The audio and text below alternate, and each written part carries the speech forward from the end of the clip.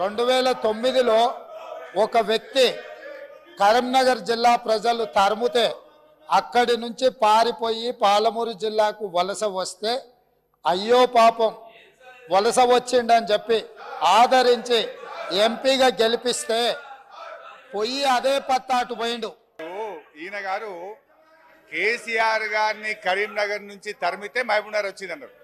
ఆయన జీవితంలో ఓటమెరగని నాయకుడు. సిద్దిపేటలో అయినా, కరీంనగర్ అయినా, మహబూబ్ నగర్ అయినా, గజ్వేల్ అయినా.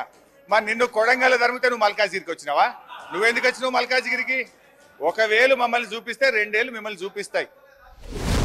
మాకు 299 టీఎంసీలు సరిపోతాయి, ఆంధ్రులకు 510 టీఎంసీ ఇచ్చి ఆన్ రికార్డ్ చెప్పి లాస్ట్ ఇయర్ మీరు ఏదో ఈ 50-50 వాటర్ షేరింగ్ గురించి చెప్పినారు స్పీకర్ గారు.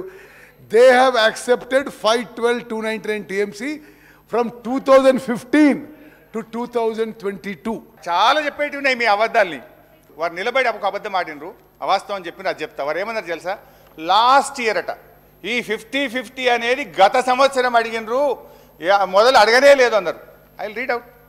ఎన్ని అవాస్తవాలు మీరు మాట్లాడతారు అంటే మీరు ఏమన్నా మా మీద బురద చల్దామని డిసైడ్ అయ్యి వచ్చింది. కానీ అట్లా చల్లించుకోవడానికి మేము మీలాగా ప్రిపేర్ అయ్యి లేము, అని బయటకు పోవడానికి రెడీగా లేము. ప్రతిదీ ఆన్సర్ చేస్తాం. మాట్లాడతారా ముఖ్యమంత్రి గారు? కూర్చోవాలనా? ఎందుకట్లా running comments? You are chief minister, you are leader of the house, why are you speaking like that? మన 60 రోజుల కింద ఎన్నికలు 60 రోజుల కింద జరిగిన అధ్యక్ష. ఎంత చేసా అధ్యక్ష? ఎక్కడ కూడా బొటాబొటి డిపాయిడ్ వచ్చినాక 11 సీట్లల్లో ప్రజలు చెప్పుతో కొట్టినట్టు ఒక్కొక్క ఎమ్మెల్యే 60-70 వేలతో గెలిచినంటే సార్, ఇప్పుడు స్పీకర్ సార్, రాహుల్ గాంధీని కూడా అమేథీలో చెప్పుతో కొట్టినట్టే. మరి సార్ ఒక రిక్వెస్ట్, స్పీకర్ గారితో నా రిక్వెస్ట్ ఏంటంటే కోమటిరెడ్డి వెంకటరెడ్డి గారు మాట్లాడినటువంటి వ్యాఖ్యలు ఆయన విత్డ్రా చేసుకోవాలి, బేషరతుగా క్షమాపణ చెప్పాలి, లేదంటే మీరైనా దాన్ని సభ యొక్క రికార్డుల నుంచి తొలగించాలి. అప్పటిదాకా నేను మాట్లాడడం సార్.